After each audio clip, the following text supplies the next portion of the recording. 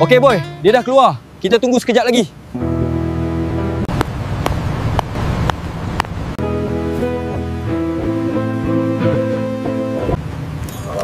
Cepat buka. Line tengah clear ni. Woi, pencuri!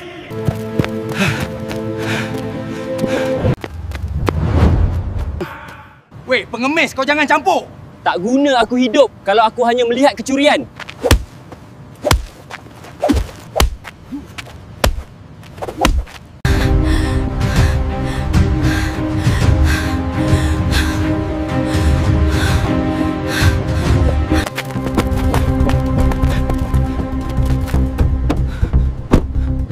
Ini kereta kawan saya.